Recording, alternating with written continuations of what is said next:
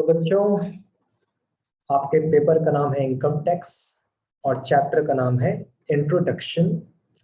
और आज वाली क्लास में हमें आपको क्या पढ़ाना चाहिए? जी, आज वाली क्लास में बात हुई थी कि आज हमें इनकम टैक्स की हिस्ट्री आपको बतानी है कि भारत में इनकम टैक्स जो लागू हुआ तो क्यों लागू हुआ, क्या कारण थे।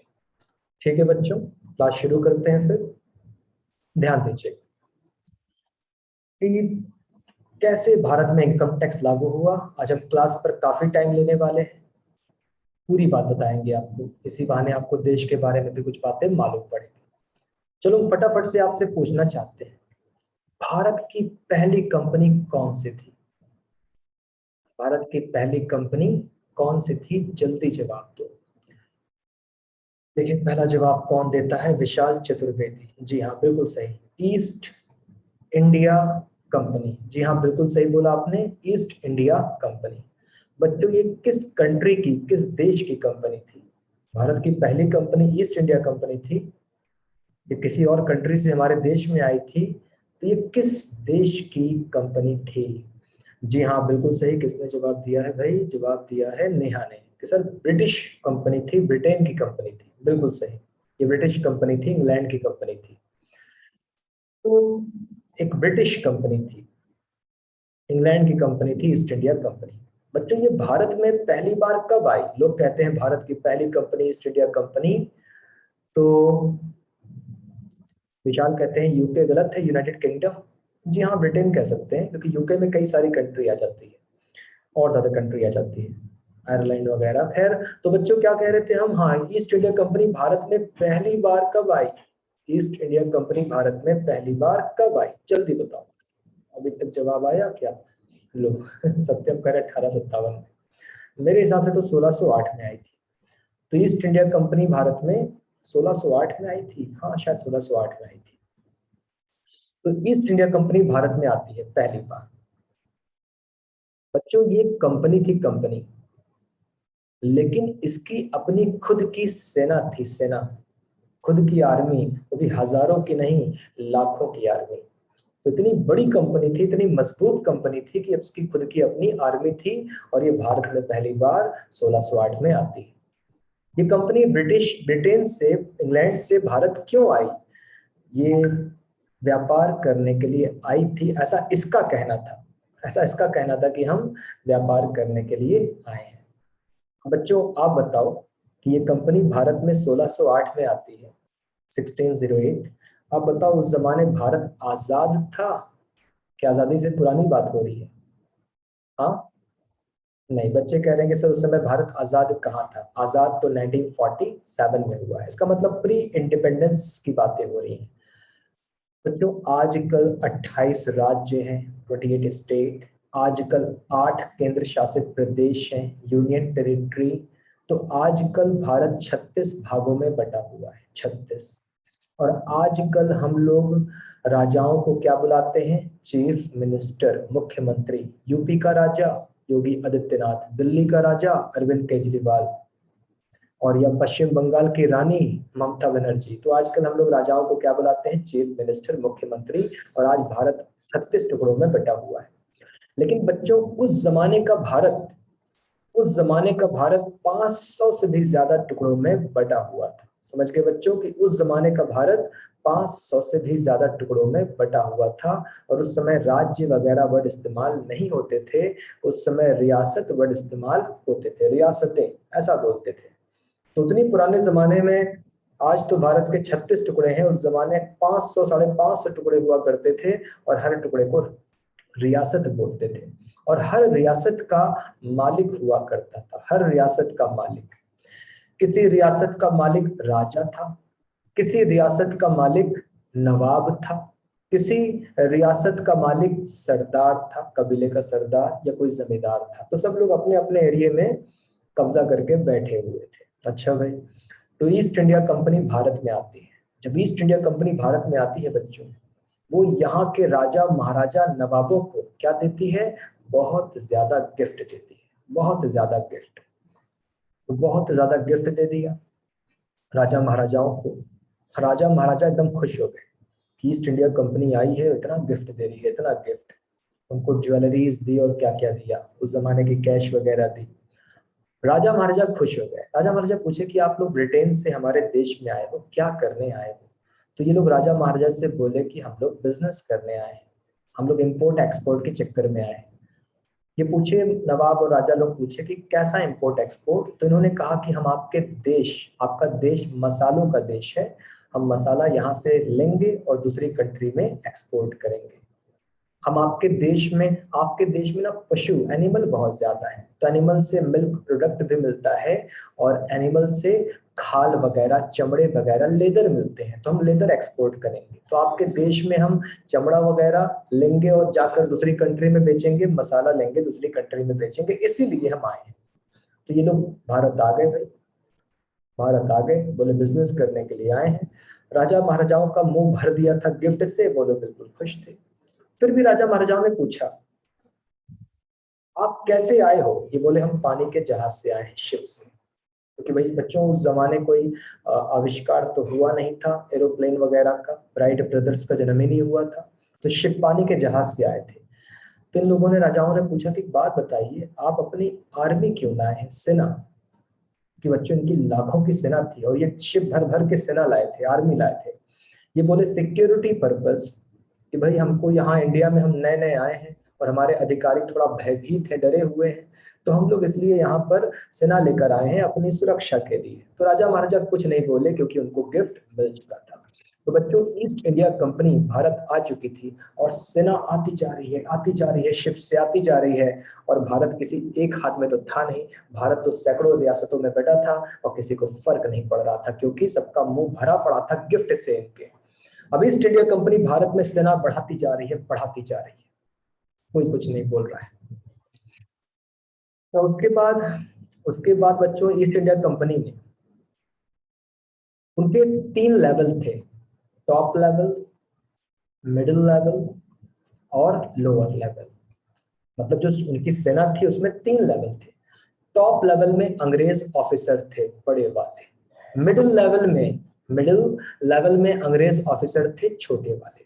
तो बड़े बड़े ऑफिसर टॉप लेवल, छोटे छोटे ऑफिसर मिडिल लेवल, ठीक। तो लेकिन ये दोनों अंग्रेज लोग की भर्ती थी। तो यहाँ कौन था? अंग्रेज भर्ती थे। यहाँ कौन था? अंग्रेज भर्ती थे। लोअर लेवल माने सैनिक, और सैनिक 100% कौन थे? भारतीय थे। तो इन लोगों ने अपनी सेना का स्ट्रक्चर भारत में आके ऐसे बनाया, टॉप लेवल अधिकारी अंग्रेज ऑफिसर, मिडिल लेवल अधिकारी अंग्रेज ऑफिसर, लेकिन लोअर लेवल सैनिक लोग वो सब भारतीय भर्ती किए थे, और ये सेना बढ़ाते चले जा रहे थे। अब इनको भारत को कमजोर करना था बच्चों, अब ये भारत को कमजोर करना चाहते थे। तब इन्होंने क्या किया? तब इन्होंने कुछ किया। क्या किया भाई? Divide and rule. इन्होंने डिवाइड एंड रूल किया। इन्होंने कहा हिंदुओं का अलग लॉ बना रहे हैं, इन्होंने कहा मुस्लिमों का अलग लॉ बना रहे हैं। हिंदुओं का अलग कानून होगा, मुस्लिमों तुम्हारा शरीयत का अलग कानून होगा। आप सुनते होंगे तालिबान तालिबान शरीयत, खैर।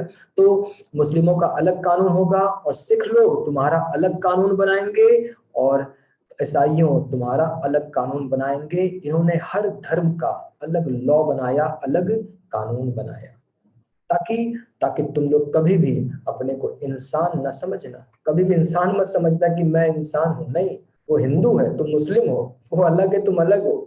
तुम उसके शादी मत करो, वो दूसरा है, तुम दूसरे हो, पाप लगेगा तुमको। तो इन्होंने क्या कर दिया?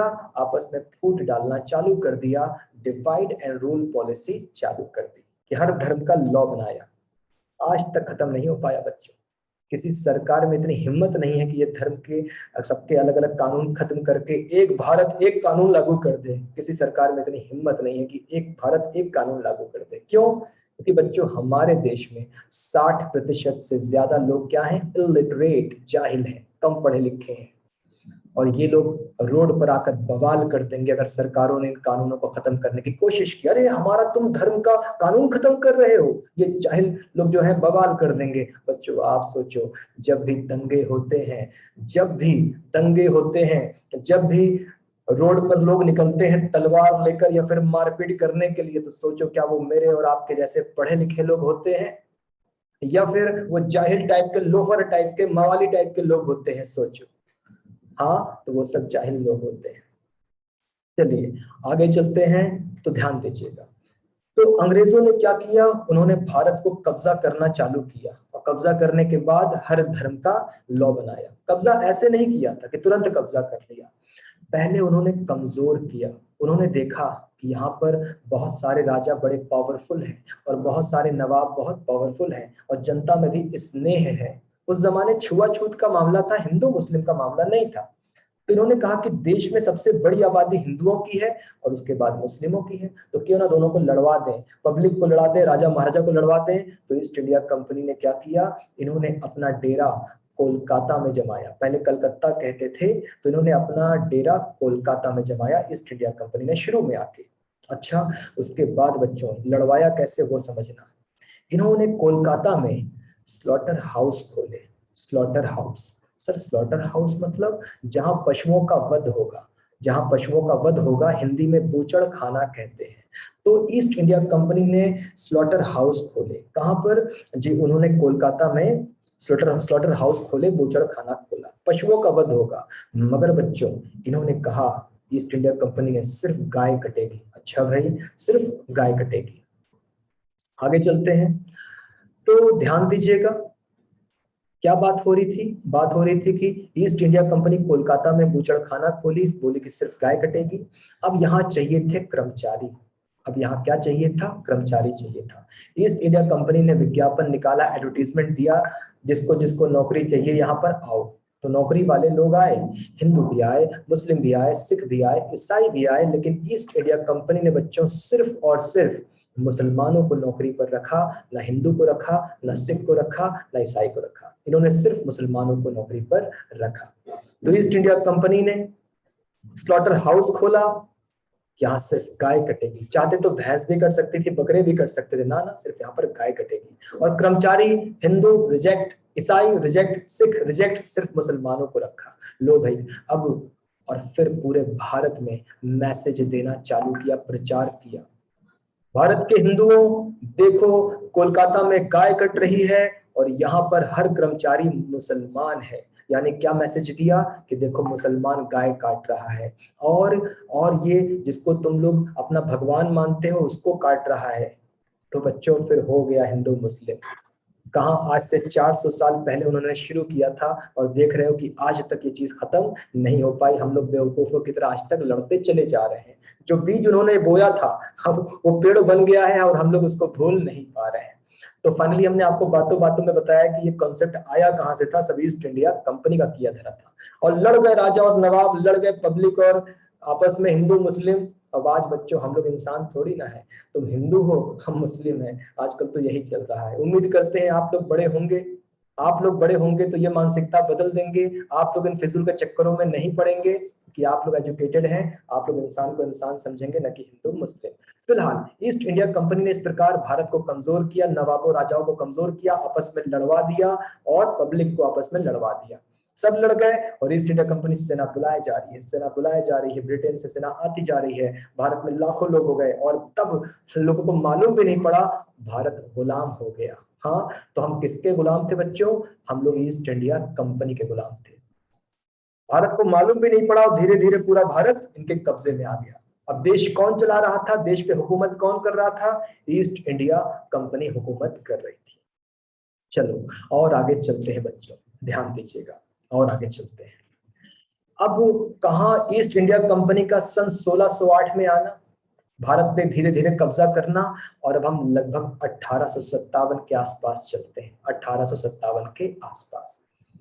बल्कि आप यूं कह लो कि यह घटना 1856 से शुरू हुई थी, 1856। अब ध्यान दीजिएगा, ईस्ट इंडिया कंपनी भारत में आ चुकी है, भारत गुलाम बन चुका है, किसका, ईस्ट इंडिया कंपनी का गुलाम बन चुका है। बच्चों ईस्ट इंडिया कंपनी की जो फौज थी, फौज उसमें मात्र 20% अंग्रेज ऑफिसर थे और 80% भारतीय थे। तो आप सोचो कि 100 आदमी में अंग्रेज केवल 20 थे और 80 भारतीय थे। लेकिन बच्चों ये भी जानना कि ये 20 लोग ऑफिसर पोस्ट के थे और ये लोग कर्मचारी, यानी कि ये जो है लोअर लेवल सैनिक पोस्ट के थे। पावर इनके पास था, आदेश देने का अधिकार इनके पास था, इनके पास केवल आदेश को मानना था। तो अंग्रेज बहुत कम थे, उनकी फौज में अधिकतर तो भारतीय थे, मगर भारतीय सैनिक थे। और वो ऑफिसर पोस्ट पर थे। चलो और आगे चलते हैं। तो बच्चों ध्यान दीजिएगा, अंग्रेजों ने पूरे भारत में छावनियां बना दी, हर तरफ उनके सैनिक थे। और उसके बाद क्या हुआ जी बच्चों, उसके बाद ये हुआ कि इनके जो सैनिक थे, बात कर रहे हैं कहाँ की जी, बात हो रही है कोलकाता की, कोलकाता की, बंगाल की बात हो रही है। और बंगाल में कहाँ की बात हो रही है, बैरकपुर छावनी की बात हो रही है, जहां सैनिक रहते हैं। छावनी मतलब जहां सैनिक रहते हैं, जैसे हम लोग कहते हैं पुलिस लाइन, तो वहां पुलिस रहती है ना, तो छावनी मतलब वहां पर पूरे सैनिक रहते हैं। तो बैरकपुर छावनी की बात हो रही है, बंगाल की बात हो रही है। ढेर सारे सैनिकों में 27 साल का मंगल पांडे, देख मंगल पांडे थे, 27 साल के मंगल पांडे। अच्छा भाई, फिर तो बच्चों हुआ क्या कि मंगल पांडे, वो जमाना बड़ा ऊंच नीच का था, वो बड़ा ऊंच नीच का था, छुआछूत का था, तुम नीची जात हम ऊंची जात, ये वाला जमाना था। और मंगल पांडे भी ऊंची जात के थे, पंडित थे, तो उनको भी ऊंच नीच में बड़ा विश्वास था। तो एक दिन क्या हुआ बच्चों कि मंगल पांडे नहा धोकर जा रहे थे अपने काम पर, यानी सैनिक थे ना, अपने काम पर जा रहे थे नहा धोकर। रास्ते में एक स्वीपर मिला, स्वीपर, झाड़ू पोछा मारने वाला, जो जमादार बिरादरी का था, तो झाड़ू पोछा मारने वाला स्वीपर मिला, नाली वाली साफ करता था। तो वो मंगल पांडे के बगल से गुजर गया और मंगल पांडे से थोड़ा सा टच हो गया, छू गया। और मंगल पांडे लगे उसको भद्दी भद्दी गालियां देने, गंदी गंदी गालियां। अभी अभी नहा धोकर आए थे, हमको तुमने जो है अपवित्र कर दिया, छू गए, तुम हमसे ढंग से नहीं चल सकते हो। तो बेचारा उसको बड़ा बुरा लगा, बहुत खराब लगा। ये बताओ, मैं इतनी सारी बात सुना दी इन्होंने, क्या हमसे टच हो गए तो या पवित्र हो गए, अभी दोबारा नहाएंगे जाकर। तो वो मंगल पांडे को बोला, अच्छा हमारे छूने से आप अपवित्र हो गए? अरे आपका तो धर्म ही भ्रष्ट हो गया है, आपको पता है? मंगल पांडे बोले, क्या मतलब धर्म भ्रष्ट हो गया है? ये बोला कि आपको पता ही नहीं, हमारे छूने से अपवित्र हो गए।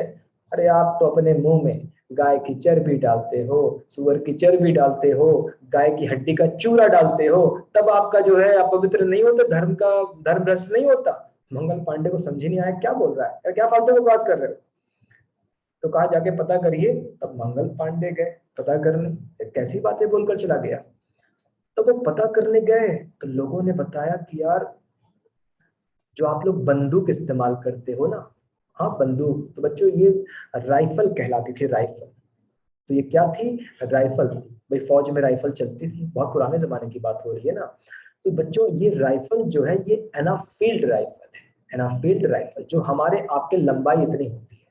और इसमें क्या लगते थे, इसमें कारतूस लगते थे। आजकल तो हम लोग गोली बुलेट कह सकते हैं, मगर ये कारतूस लगते थे।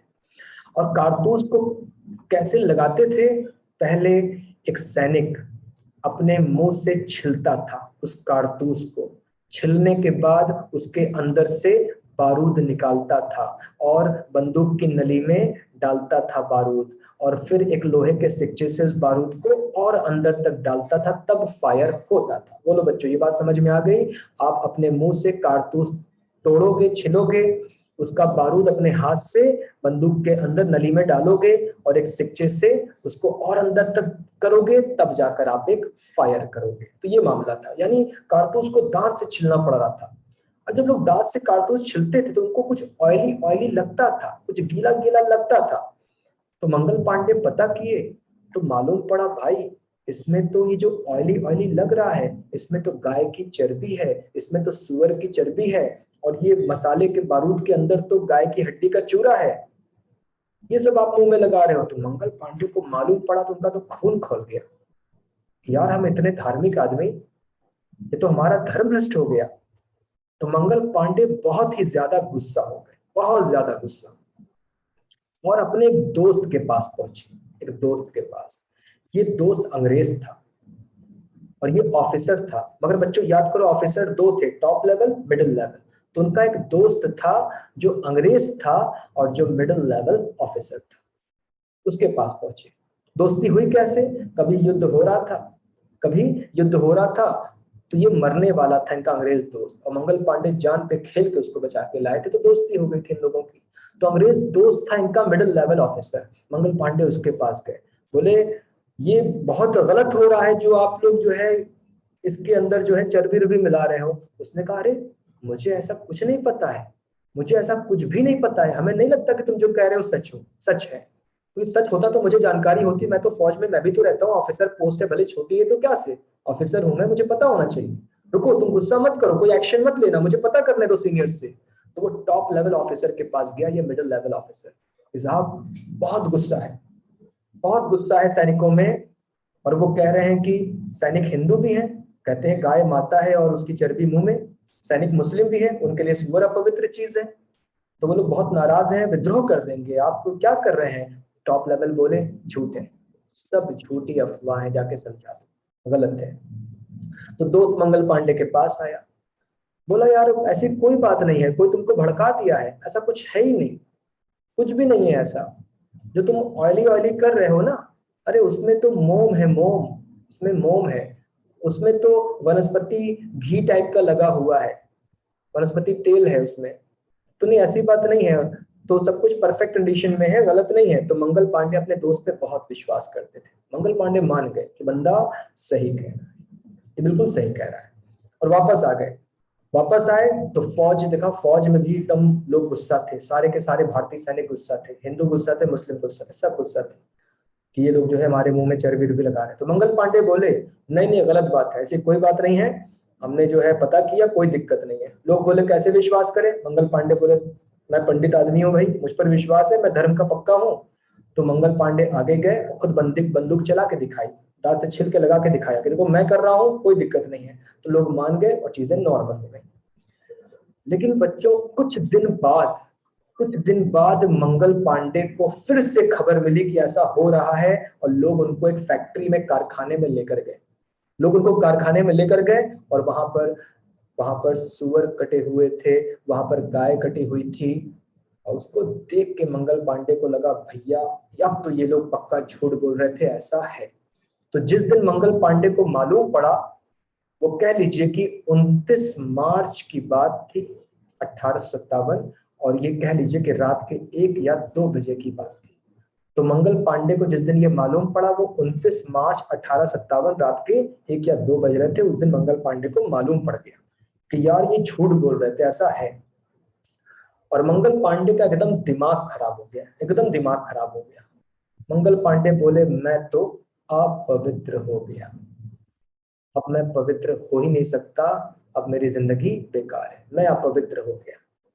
लेकिन इन लोगों ने मुझे अपवित्र किया है कि गाय गौ माता का मुझे मुंह में चर्बी और हड्डी का चूरा मेरे मुंह तक गया, मैं अपवित्र हो गया, अब तो मैं सही हो नहीं सकता, अब तो मेरी जिंदगी खत्म है। लेकिन मैं इन लोगों को भी छोड़ूंगा नहीं, मैं विद्रोह करूंगा। तो मंगल पांडे जो थे, मंगल पांडे, वो बैरकपुर छावनी में मैदान में पहुंच गए, मैदान में। बच्चों उस जमाने में सैनिकों को बाहर निकालने के लिए ड्रम वाला ड्रम बजाता था, ड्रम बजता था, आवाज आती थी तो सैनिक बाहर आते थे। तो मंगल पांडे ड्रम वाले से बोले ड्रम बजाओ भाई। वो बोला साहब ड्रम तो 6 बजे बजेगा, अभी तो 5 ही बजा है। कहने नहीं ड्रम बजाओ, आज विद्रोह होगा, आज साथियों को बुलाकर अंग्रेजों को काट डालेंगे। ड्रम वाला मना कर दिया, नहीं साहब हम अपने उसूल के हिसाब से ही, टाइम के हिसाब से ही ड्रम बजाएंगे। तो उसने ड्रम बजाने से मना कर दिया, सैनिकों को बुलाने से मना कर दिया। मंगल पांडे लगे चिल्लाने, खूब जोर जोर से चिल्लाने लगे, सैनिकों बाहर आओ, सैनिकों बाहर आओ, हमारा धर्म संकट में है, पवित्र कर रहे हैं मुसलमानों, तुम्हारा धर्म भी संकट में है, तुम्हें सुअर की चर्बी खिलाई जा रही है, मुंह में लगवाया जा रहा है, और हमारी गौ माता, हमें भी उसकी चर्बी और हड्डी का चूरा जो है मुंह में लगवाया जा रहा है, तो हमारा धर्म संकट में है, हमारा राष्ट्र, हमारा देश संकट में है, चलो इसकी रक्षा करो, आओ मेरा साथ दो, काट डालते हैं इनको। 20% संख्या में वो हैं, 80% संख्या में हम हैं, नहीं मानेंगे तुम्हारा आदेश, 20 लोग हम 100 हम 80 लोग हैं, नहीं मानेंगे तुम्हारा आदेश, काट डालेंगे। तो मंगल पांडे चिल्ला चिल्ला कर सबको बाहर बुलाने लगे, और सारे के सारे सैनिक बाहर आ गए, हिंदू भी मुस्लिम भी सब नाराज भी थे, सब बाहर आ गए, इकट्ठा हो गए। और मंगल पांडे अपना बता दिए कि हम क्या करना चाहते हैं, इकट्ठा हो, मेरा साथ दो, काट डालेंगे अंग्रेजों को, छावनी पे कब्जा कर लेंगे, खत्म कर देंगे इनको यहाँ बैरकपुर से। तो सब इकट्ठा हो गए, मंगल पांडे बोले साथ दो साथ दो, मगर वो सब कंफ्यूज थे। जितने सैनिक थे सब कंफ्यूज थे कि यार अच्छी भली रोजी रोटी चल रही है, अच्छी भली वेतन मिल रहा है, मारपीट करेंगे मर मरा भी जाएंगे, तो सब कंफ्यूज थे और वो सब मंगल पांडे का साथ नहीं दिए। अब मंगल पांडे बेचारे पड़ गए अकेले, अकेले पड़ गए, कोई साथ नहीं दे रहा, सब खड़े हैं कोई साथ नहीं दे रहा है। मंगल पांडे बोले लानत है तुम लोगों पर, हम अकेले कर लेते हैं। तो मंगल पांडे एक हाथ में तलवार लिए, दूसरे हाथ में राइफल लिए। तो एक हाथ में तलवार दूसरे हाथ में राइफल, ढेर सारी कारतूसें लेकर मैदान में उतर गए और कहा जो जो अंग्रेज दिखेगा काट डालेंगे। अब इतना ज्यादा शोर शराबा था, इतना शोर शराबा कि एक अंग्रेज ऑफिसर घोड़े पर आता है।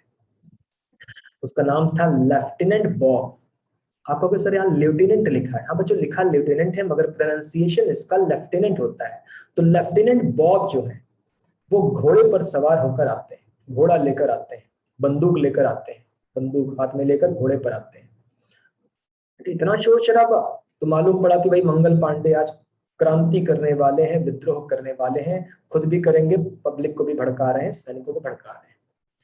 लेफ्टिनेंट बॉब जो है वो मंगल पांडे को देखे और फायर कर दिए, गोली मार दी। मगर मंगल पांडे झुक गए। वहीं एक तोप रखी हुई थी मैदान में, तो अरे भैया बता तो लेने दो, सत्यम करे स्वाड लिखा है, अरे प्रभु हमें बोल तो लेने दो, काहे परेशान हो, खाली सुनते जाओ कहानी सुनते जाओ। तो मंगल तो जो लेफ्टिनेंट बॉब थे वो घोड़े पर आए सवार होकर बंदूक लेकर और गोली मारी मंगल पांडे को। मंगल पांडे झुक गए, उनके सर के ऊपर से गोली निकल गई, वो पीछे तोप के पीछे छिप गए मंगल पांडे। अब की बार मंगल पांडे ने गोली चलाई और गोली सीधे जाके घोड़े को लग गई, घोड़ा गिर गया और घोड़े के साथ साथ बॉब भी जमीन पर गिर गए। और मंगल पांडे दौड़े दौड़े पहुंचे और बॉब को गर्दन पर मारी तलवार, गर्दन जमीन पर, बॉब अलग, धड़ से अलग कर दिया गर्दन। तो पहली हत्या मंगल पांडे द्वारा लेफ्टिनेंट बॉब की पहली हत्या हो गई। एकदम बवाल हो गया, शोर मच गया। तब तक एक दूसरा ऑफिसर आता है, सार्जेंट मेजर ह्यूसन। तो सार्जेंट मेजर ह्यूसन आते हैं, वहां सारे सैनिक खड़े थे। कौन सैनिक, कौन था, भारतीय। मेजर ह्यूसन बोले, सार्जेंट मेजर ह्यूसन, सैनिक को गिरफ्तार करो मंगल पांडे को। सैनिक बेचारे, मंगल पांडे कह रहे हैं मेरी तरफ से लड़ो, ये बोल रहा है गिरफ्तार करो उसको। सैनिक बोले आज तुम लोग सर खाली मौज करेंगे, मजा करेंगे, खाली ताकेंगे। तो वो सब कंफ्यूज खड़े थे ना, इनकी बात सुन रहे हैं अंग्रेजों की, ना मंगल पांडे की बात सुन रहे हैं, खाली खड़े होकर ताक रहे हैं, कंफ्यूज थे, अरे बाप रे क्या हो गया बवाल। तो मेजर ह्यूसन बोले कि गिरफ्तार करो। मंगल पांडे गुस्सा, अच्छा गिरफ्तार करो उनको, रुको। मंगल पांडे ने बंदूक निकाली, वही राइफल, और गोली मार दी इनको, ये भी उलट गए। तो दो हत्याएं हो चुकी थी। मगर अब मगर अब अंग्रेज ऑफिसर बढ़ते जा रहे हैं, बढ़ते जा रहे हैं, मैदान में भीड़ बढ़ती जा रही है। मंगल पांडे अब हो गए थे निराश, बहुत निराश हो गए। क्यों? क्योंकि उनको पूरा यकीन था कि मेरे साथी मेरा साथ देंगे इस विद्रोह में, मगर एक भी आदमी उनका साथ देने नहीं आया। तो मंगल पांडे निराश हो गए, बोले आत्महत्या करना पड़ेगा, अंग्रेजों के हाथ नहीं लगेंगे, सुसाइड करेंगे। तो उन्होंने सुसाइड करने की कोशिश की बच्चों, लेकिन सोचो कि आज वाली बंदूक है, यूं लिया धाड़ से मार दिया काम खत्म, नहीं नहीं आज वाली नहीं है, हमारे आपके लंबाई इतनी इतनी राइफल है। तो बेचारे राइफल जमीन पर रखे, टेके, अपने आप को मारे, कंधे पे लग गई, बेहोश हो गए, आत्महत्या नहीं कर पाए, बेहोश हो गए। तब अंग्रेज इनको घेर कर सुरक्षा घेरे में लेके हॉस्पिटलाइज्ड करा दिए, इलाज इलाज हुआ, सही हुए। बाद में कोर्ट में सुनवाई हुई और इनको फांसी की सजा हो गई 27 साल की उम्र में। तो लोग कहते हैं भारत की पहली क्रांति सन 1857, भारत का पहला क्रांतिकारी मंगल पांडे। बताओ बच्चों, आप लोगों ने इतिहास में पढ़ा होगा ना, भारत की पहली क्रांति सन 1857, और भारत का पहला क्रांतिकारी मंगल पांडे, वो इस वजह से हुआ था, इस वजह से। तो जज साहब क्या बोले मंगल पांडे को? मंगल पांडे कोर्ट में पेश हुए। बच्चों आप बताओ कि जज साहब ने कितनी हत्या के जुर्म में इनको फांसी की सजा दी? जल्दी बताओ बच्चों कि जज साहब ने इनको कितनी हत्या के जुर्म में फांसी की सजा दी? चलो, तान्या कहती है 2, ठीक है, सारे बच्चे कहते हैं 2, कि आपने लेफ्टिनेंट बॉब को तलवार से गर्दन काट दी और आपने सार्जेंट मेजर ह्यूसन को राइफल से मार दिया। हाँ सही बात है, जज साहब ने कहा 2 हत्याओं की वजह से आपको फांसी की सजा होती है, लेकिन हमको आज तक समझ में नहीं आया क्या। बच्चों याद करो, लेफ्टिनेंट बॉब घोड़े से आया था ना, और मंगल पांडे की पहली गोली घोड़े को लगी थी ना। अरे तो घोड़ा भी तो बेचारा मर गया था, तो हमें लगता है 3 हत्या हुई थी। फिलहाल जज साहब बोले 2 हत्या हुई है, फांसी दो। खैर, लेकिन मेरे हिसाब से 3 हत्या हुई थी, घोड़ा भी मरा था, घोड़ा कोई काउंट नहीं किया। चलिए आगे चलते हैं बच्चों। तो मंगल पांडे को फांसी की सजा हो गई, मंगल पांडे फिर अमर हो गए, इतिहास में दर्ज हो गए, भारत की पहली क्रांति 1857, और भारत का पहला क्रांतिकारी मंगल पांडे। अच्छा भाई, ये बात हो गई बच्चों। फिर पूरे भारत में यह खबर फैल गई, अरे बंगाल में क्रांति हो गई है, अरे वहां जो है बैरकपुर में क्रांति हो गई है। तो वहां से फिर सबसे पहले मेरठ में क्रांति पहुंची, और फिर पूरे भारत में क्रांति पहुंची।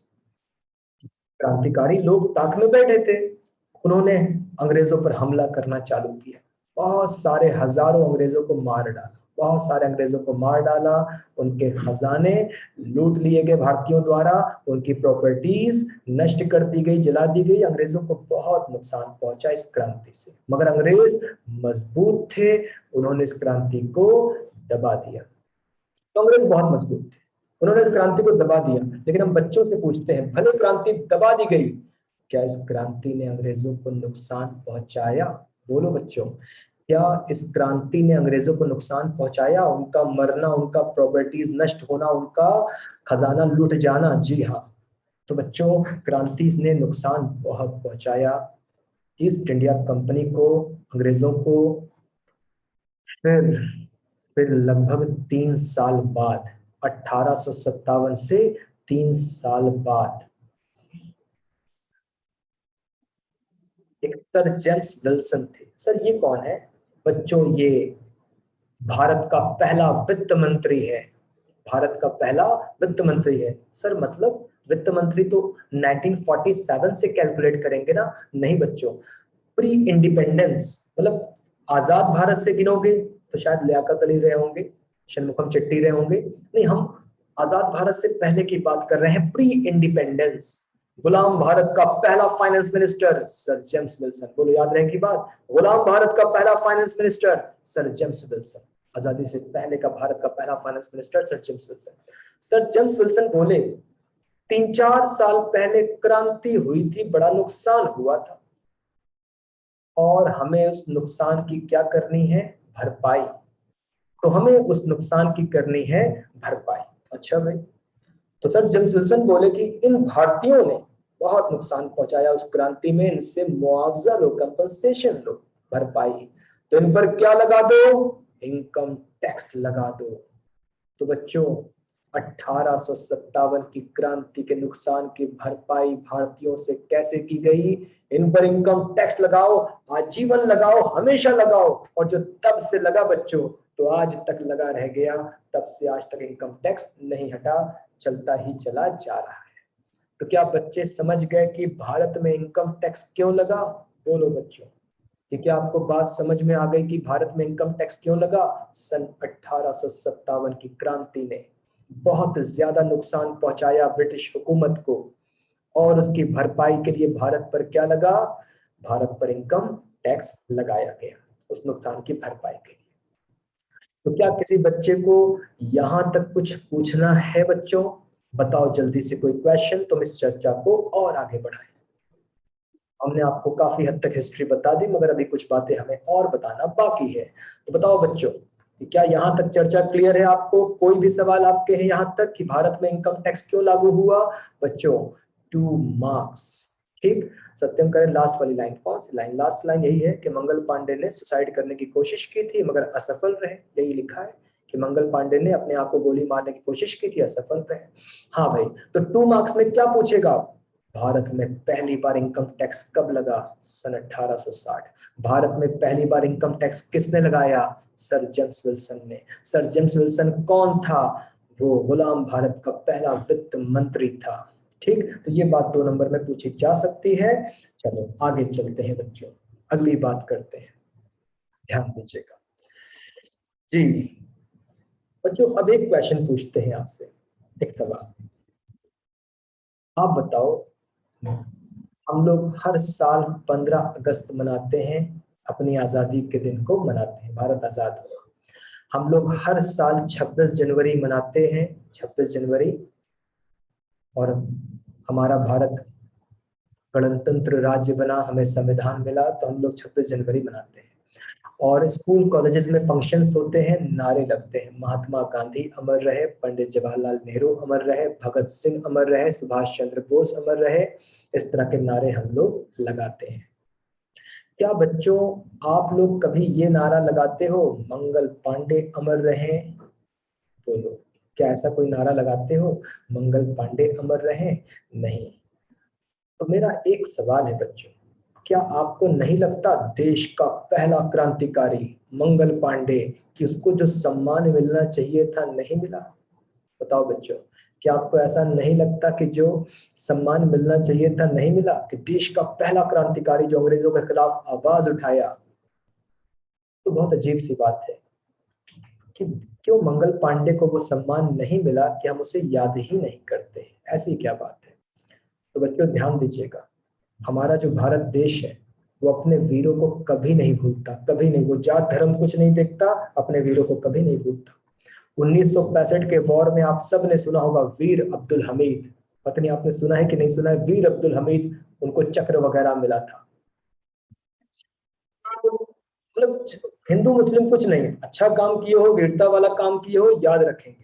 हाँ, 1999 वाला कारगिल वॉर, विक्रम बत्रा, बताओ मूवी तक बन गई बच्चों, विक्रम बत्रा, उनको भी परमवीर चक्र वगैरह मिला, कहाँ भूले? अभिनंदन जो पाकिस्तान में चले गए थे अभी, जब वो विमान क्रैश हो गया था, अभिनंदन, कहाँ भारत भूला भाई अभिनंदन को? तो भारत अपने किसी भी वीर को नहीं भूलता। तो मंगल पांडे कैसे भूल गया? देश के पहले क्रांतिकारी को वो कैसे भारत भूल गया? तो बच्चों अब इसकी भी वजह सुन लेना, क्योंकि इतिहास कहता है कि मंगल पांडे नायक नहीं, खलनायक थे। तो मंगल पांडे को वो क्यों नहीं मिला? क्योंकि मंगल पांडे नायक नहीं, खलनायक थे। चलो बताते हैं कि उतना सम्मान क्यों नहीं मिल पाया, कारण क्या था उसका। चलिए कारण सुनिएगा बच्चों।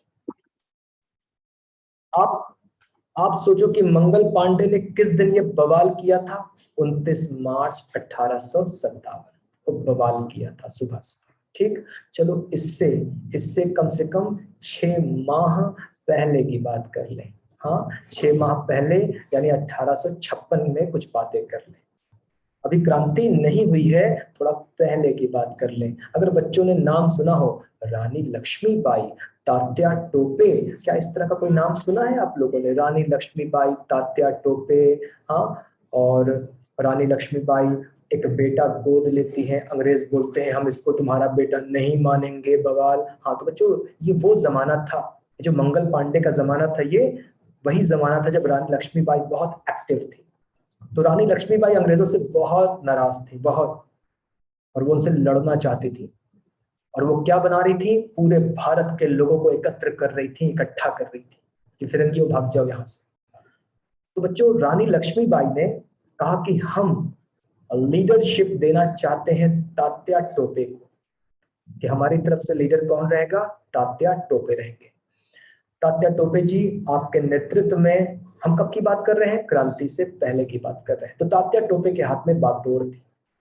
तात्या टोपे पूरे भारत में अपने क्रांतिकारी भाइयों को इकट्ठा कर रहे थे। ऐसे राजा जो अंग्रेज से नाराज हैं, ऐसे नवाब जो अंग्रेज से नाराज हैं, ऐसे कबीले के सरदार जो अंग्रेज से नाराज हैं, ऐसे जमींदार जो अंग्रेज से नाराज हैं, सबको तात्या टोपे क्या कर रहे थे? इकट्ठा कर रहे थे। उन्हें तात्या टोपे क्या भेज रहे थे? मैसेजेस भेज रहे थे, मैसेजेस, कि हम लोग चाहते हैं क्रांति हो, हम लोग चाहते हैं विद्रोह हो, क्रांति हो, लेकिन उसको सक्सेसफुल करने के लिए एक तारीख चुननी होगी, एक समय चुनना होगा। तो तात्या टोपे ने सबको क्या बोला कि हम सबको एक दिन, एक समय, एक साथ हमला करना है, अंग्रेजों पर जहां मिले काट डालो। अगर हम लोग यूनिटी से, एकता से हमला करेंगे तो भारत आजाद हो जाएगा। तो ऐसी कुछ प्लानिंग थी तात्या टोपे की। और बच्चों तात्या टोपे पूरे भारत में मैसेजेस भेज रहे थे, कबीले के सरदारों को, राजाओं को, नवाबों को, और जो भी अपने अपने रियासतों के हेड थे उनको भेज रहे थे। बच्चों आप बताओ तात्या टोपे मैसेज कैसे भेज रहे थे? व्हाट्सअप कर रहे हैं, व्हाट्सअप, हाँ व्हाट्सअप कर रहे हैं, हाँ भैया आ जाना इतने दिन इतने बजे। बोलो क्या 1856 के आसपास व्हाट्सएप का जमाना था बच्चों? क्या कहते हो? जल्दी बताओ, ताते टोपे कैसे मैसेज भेज रहे थे? लोगों से, इंसानों से। कोई घोड़े से जा रहा है, कोई पैदल जा रहा है। अब आप बताओ बच्चों, इतना बड़ा भारत, इतना बड़ा भारत, पैदल जाना है, घोड़े से जाना है, मैसेजेस देना है, मैसेजेस अंग्रेजों के हाथ में न लग पाए वो भी ध्यान रखना है। तो ताते टोपे लोगों से मैसेज भेज रहे थे, यानी बहुत टाइम लगना था, बहुत टाइम लगना था। ठीक। तो हाँ भाई, तो ताते टोपे का मैसेज जा रहा है।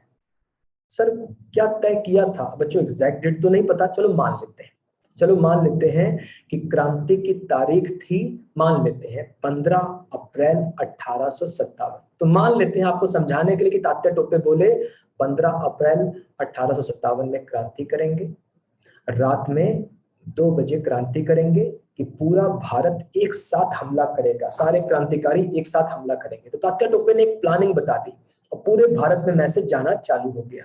और लगभग 80 से 90% भारत में मैसेज चला गया तात्या टोपे का, क्या कि 15 अप्रैल 1857 में क्रांति करेंगे रात में 2 बजे। और हर तरफ मैसेज पहुंच रहा है, हर कोई तैयार है, क्या 15 अप्रैल को क्रांति है, इस दिन बवाल करना है, काट डालना है अंग्रेजों को, देश से भगा देना है। बच्चों आप सोचो, अगर क्रांति इस दिन होती, पूरे भारत के क्रांतिकारी एक साथ 15 अप्रैल को रात में 2 बजे टूटते, आप बताओ भारत 1857 में आजाद हो जाता कि नहीं? जल्दी बताओ, जल्दी बताओ कि इतनी यूनिटी से लाखों करोड़ों लोग जब एक साथ हमला करते, तो क्या भारत आजाद होना था कि नहीं होना था? अंग्रेज थे ही कितने, फौज में भी 20% तो थे, आप थे कितने, आजाद हो जाता। लेकिन बच्चों क्रांति होनी थी 15 अप्रैल को। ठीक। और मंगल पांडे को गुस्सा आ गया 15-20 दिन पहले। बताओ बच्चों, मंगल पांडे को गुस्सा कब आ गया? 15-20 दिन पहले। क्रांति करेंगे, क्रांति करेंगे। लोग समझाए, यार तात्या टोपे कुछ सोच के बैठे हैं, मत करो कुछ।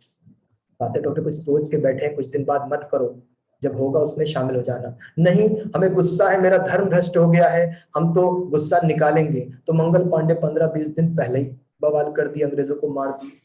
अब मंगल पांडे क्रांति की शुरुआत कर दिए। अब बच्चों हर तरफ न्यूज पहुंचने लगी, आज 29 मार्च को क्रांति हो गई, हर तरफ न्यूज फैल गई।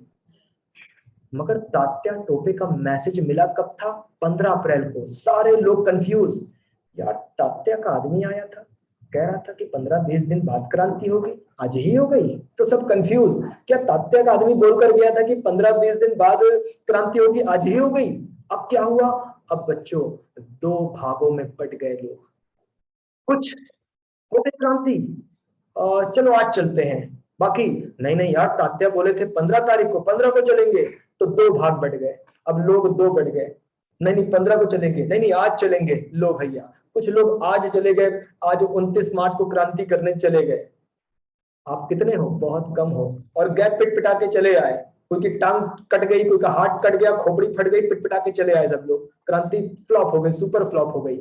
और जो बाकी लोग सोचे थे बाद में करेंगे, उनको भी चुन चुन के पकड़ लिया गया। तो बच्चों क्रांति का लस्सी फालूदा हो गया, कबाड़ा हो गया।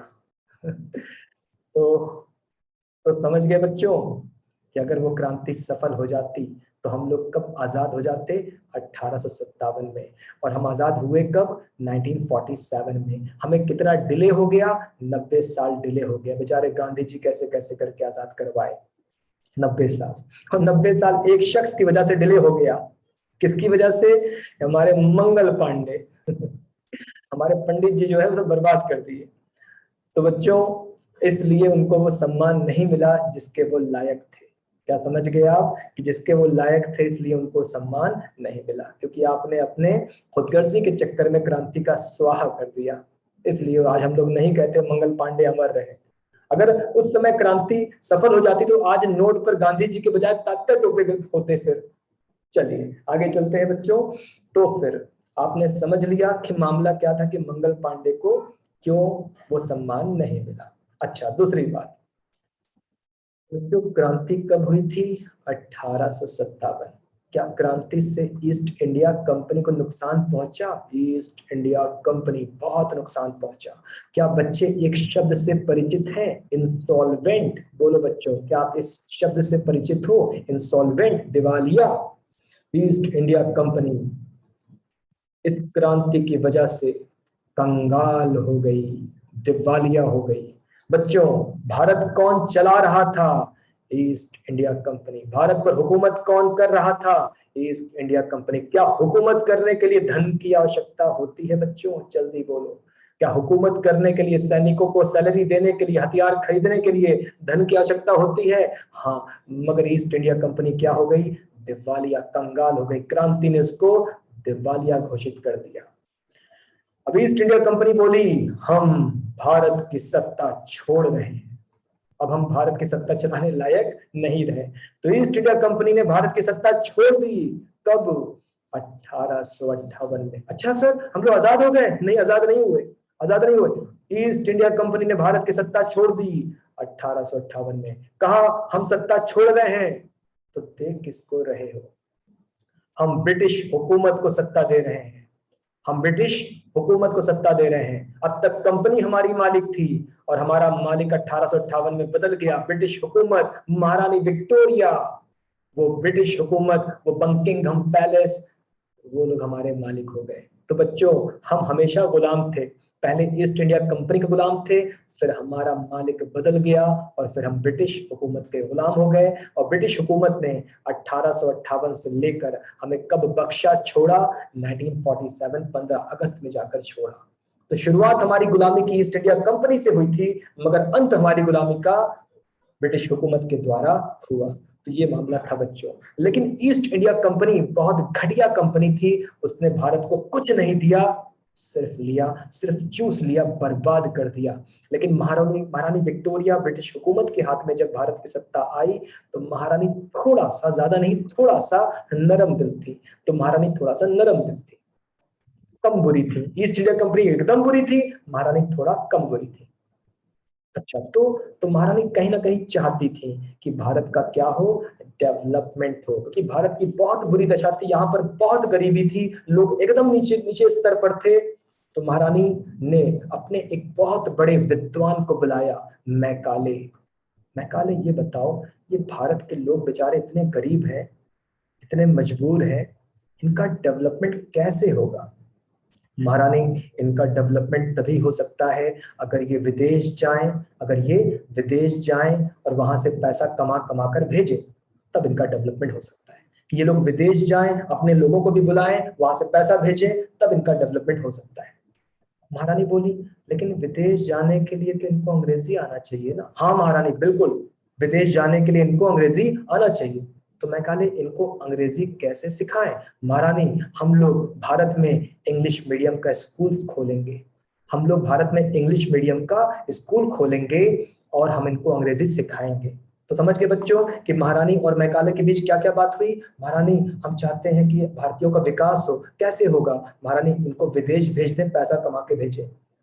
विदेश जाने के लिए अंग्रेजी चाहिए, तो हम अंग्रेजी सिखा देते हैं। कैसे सिखाओगे? स्कूल खोलेंगे, इंग्लिश मीडियम स्कूल। और बच्चों, फिर ये जो मैकाले थे, इन्होंने कोलकाता में क्या किया? वहां पर ढेर सारे इंग्लिश मीडियम स्कूल खोले। अब महारानी वहां ब्रिटेन में थी, ब्रिटेन में महारानी निश्चिंत है कि चलो भारतीयों का कुछ तो डेवलपमेंट होगा, अंग्रेजी सीखेंगे। कुछ दिन बाद महारानी को मालूम पड़ा कि मैकाले जितना स्कूल खोले हैं कोलकाता में, सब में कौन से बच्चे पढ़ रहे हैं? नवाबों के बच्चे। सब में कौन से बच्चे पढ़ रहे हैं? राजाओं के बच्चे, जमींदारों के बच्चे। महारानी को बहुत गुस्सा लगा। महारानी ब्रिटेन बुलवाई, बकिंघम पैलेस बुलवाई, आओ मैकाले, इधर आओ भाई, ब्रिटेन आओ। हाँ, ये बताओ, हमने सुना कि तुम्हारे कोलकाता के स्कूल में केवल अमीरों के बच्चे पढ़ रहे हैं, राजाओं के बच्चे, नवाबों के बच्चे, जमींदारों के बच्चे। तुम्हारे स्कूल में गरीब के बच्चे पढ़ ही नहीं रहे हैं, ये क्यों? तो मैकाले बोले, महारानी मजबूरी है, हम, क्योंकि महारानी बोली थी कंपलसरी करो, कंपलसरी करो, गरीब लोगों को अंग्रेजी की शिक्षा दो। मैकाले बोले, नहीं नहीं महारानी, आपके हिसाब से नहीं होगा, मेरे हिसाब से होगा। बोले, समझाओ, तुम सब अमीरों को पढ़वा रहे हो। मैकाले बोले, महारानी, अगर अमीरों के, नवाब, राजाओं, जमींदारों के बच्चे, अगर अमीरों के बच्चे अंग्रेजी मीडियम में पढ़ेंगे तो गरीबों को लगता है जो अमीर करते हैं वो बहुत अच्छी चीज है, जो अमीर करते हैं वो फैशन बन जाता है। सुना बच्चों की मैकाले के दिमाग में क्या था? जो काम अमीर करेगा, गरीब बोलेंगे बहुत अच्छा हो, भी बहुत अच्छी चीज है, बहुत अच्छी चीज है। जो काम अमीर करेगा वो फैशन बन जाता है। तो अगर हम जबरदस्ती से पकड़ पकड़ के पढ़वाएंगे, सब कहेंगे देखो जबरदस्ती पढ़वा रहे हैं, अपनी अपनी भाषा, अपनी एजुकेशन को जबरदस्ती दे रहे हैं। अगर अमीर आदमी काम करेगा बोलेंगे बहुत अच्छी चीज है। जैसे बच्चे आजकल आप देखते होंगे, आजकल आजकल बच्चे अपनी पैंट फाड़ देते हैं। आजकल अमीर बच्चे अपनी पैंट फाड़ देते हैं। एकदम कॉलेज में गए, एक लड़का बैठा था वहां पर, उसका घुटना बाहर आ गया था। तो आजकल अमीर लोग पैंट फाड़ देते हैं। लोग कहते हैं हाँ भाई पैंट फाड़ रहा है, बहुत बढ़िया कर रहा है, अच्छी चीज है, हमें भी फाड़ना चाहिए। तो लोग आजकल पैंट फाड़े जा रहे हैं। तो ध्यान दीजिएगा कि जो अमीर करता है वो फैशन बनता है। आजकल लोग चोटी रख रहे हैं, सब चोटी रख रहे हैं। आजकल लोग दाढ़ी, राजा बन रहे हैं, दाढ़ी रख रहे हैं, सब दाढ़ी रख रहे हैं। तो जो अमीर करता है फैशन बनता है। तो मैकाले समझ गए, अंग्रेजी की शिक्षा देनी है ना अमीरों को, तो ये सब अपनाएंगे, सब अपनाएंगे। और बच्चों सोचो मैकाले का वो सपना, आप सोचो, आज आपकी मम्मी, आपकी चाची, आपके जो भी रिश्तेदार हैं वो क्या चाहते हैं? बच्चे हिंदी मीडियम पढ़े कि इंग्लिश मीडियम पढ़े? सोचो बच्चों क्या चाहते हैं आजकल के गार्जियन, वो क्या चाहते हैं? ना ना ना, मेरा बच्चा हिंदी मीडियम नहीं पढ़ेगा, अंग्रेजी मीडियम पढ़ेगा, है कि नहीं? तो वो मैकाले का सपना साकार हो गया, क्योंकि आजकल लोग तुच्छ समझते हैं हिंदी मीडियम की पढ़ाई को, इंग्लिश की पढ़ाई को अच्छा समझते हैं। मैकाले ने जो सपना देखा था पूरा हो गया। और इस प्रकार कोलकाता में ढेर सारे इंग्लिश मीडियम स्कूल खुले और इंग्लिश की शिक्षा अमीरों को दी गई। उनकी देखा देखी सबने सीखना चालू किया। और फिर सर, ब्रिटिश हुकूमत ने भारत को क्या दिया? बच्चों, ब्रिटिश हुकूमत ने भारत को बस एक चीज दी, अंग्रेजी की शिक्षा। और जब भारतीयों को अंग्रेजी की शिक्षा मिली तो ये भारतीय विदेश में गए, विदेश में वहां गए, खुद कमाया, पैसा भेजा, अपने लोगों को बुलाया, पैसा भेजा। बच्चों आज लगभग 200 कंट्री है, 200 कंट्री, और हर कंट्री के लोग दूसरी कंट्री में कमाने जाते हैं, पैसा भेजते हैं। अगर आप कहोगे कि विश्व में इतनी कंट्री है, इतनी कंट्री, कौन सी ऐसी कंट्री है जो सबसे ज्यादा पैसा, कौन सी ऐसी कंट्री है जिसके विदेशी कामगार अपने देश में सबसे ज्यादा पैसा भेजते हैं? भारतीय कामगार हैं नंबर वन, नंबर वन। भारतीय कामगार हैं नंबर वन, जो विदेश में रहकर सबसे ज्यादा पैसा भेजते हैं। तो पूरे वर्ल्ड में सबसे अधिक पैसा कौन से कामगार भेज रहे हैं? भारतीय विदेशी कामगार भारत पैसा भेज रहे हैं। इतना पैसा आया कि भारत का बहुत डेवलपमेंट हुआ। तो अंग्रेजों ने कुछ नहीं दिया हमें, अंग्रेजी की शिक्षा दी। आज भारतीय बहुत शानदार इंग्लिश बोलते हैं, बहुत अच्छी इंग्लिश बोलते हैं, वर्ल्ड लेवल की इंग्लिश बोलते हैं। विशाल रेलवे की पटरियां भी तो दिए थे कि नहीं? रेलवे की पटरी से क्या होता है भाई? हाँ ठीक है, चलो मान लेते हैं कि रेलवे दिए थे, अपने फायदे के लिए दिए थे, अपना बिजनेस डेवलप कर रहे थे। चलिए आगे चलते हैं। ऐसे तो कोलकाता में मेट्रो भी दिए थे, तो क्या मतलब? हाँ भाई बच्चों ध्यान दीजिएगा। तो क्या आपको बात यहां तक समझ में आ चुकी है बच्चों? बताओ कि कॉन्सेप्ट आपका क्लियर है, सारी चर्चाएं क्लियर हैं। हमने आपको इनकम टैक्स की हिस्ट्री बताई, साथ में कुछ बातें और भी बताई। कोई सवाल पूछना है तो बताओ, कोई सवाल? हमें उम्मीद है कि आपको बात समझ आ गई। इस बात को बहुत थोड़े में खत्म किया जा सकता था। 1857 की क्रांति की वजह से अंग्रेजों को जो नुकसान हुआ उसकी भरपाई के लिए भारत पर इनकम टैक्स लगाया गया। इसको ऐसे भी खत्म कर सकते थे, हमने पूरी कहानी आपको उठा के बता दी, लेकिन हमें लगता है हमने ठीक ही किया, आपको थोड़े बहुत हिस्टोरिकल टॉपिक की जानकारी दे दी। तो क्या आज की क्लास खत्म करें या थोड़ा सा कुछ और आपको बता दें? एक बात मेरा बताने का मन कर रहा है, सर जेम्स विल्सन। बच्चों क्या अक्सर नामों में सर लगा होता है? बोलो हाँ। Sir Don Bradman, sir James Wilson के अक्सर नामों में क्या लगा होता है? सर। सोच रहे ये बात भी आपको बता दें। बच्चों ध्यान दीजिएगा, ये जो जैसे आप देखो, हम हमारा नाम क्या है? सैफी नाम है हमारा। लेकिन बच्चों हम अपने नाम के पहले क्या लिखते हैं? डॉक्टर। हम डॉक्टर क्यों लिखते हैं? क्योंकि हमने पीएचडी कंप्लीट कर रखा है, डॉक्टर ऑफ फिलोसफी। तो मेरे पास पीएचडी की डिग्री है, तो मेरे पास अधिकार है क्या? डॉक्टर यूज करने का। तो आओ पता लगाएं सर कैसे यूज कर सकते हैं। बच्चों सर की उपाधि एक ही कंट्री देती है, ब्रिटेन। तो सर की उपाधि कौन देता है? ब्रिटेन।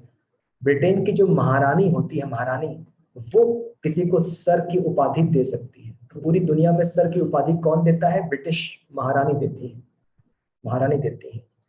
और किसको देती है? जिसने जिसने अपने देश के लिए बहुत महान काम किया है, जिसने अपने देश के लिए बहुत महान काम किया है, देश को बहुत सम्मान पर पहुंचाया है, तो महारानी उसको कह सकती है आओ हम तुम्हें सर की उपाधि देंगे। और जिस दिन महारानी ने सर की उपाधि दे दी तो उसके नाम के पहले क्या जुड़ जाएगा? सर जुड़ जाएगा। तो बताओ बच्चों, क्लियर? किस सर की उपाधि कौन देता है? ब्रिटेन की महारानियां देती हैं। किसको देती हैं? जिसने अपनी कंट्री में बहुत ज्यादा योगदान दिया है, कंट्री का बहुत नाम ऊंचा किया है, बहुत मेहनत की है।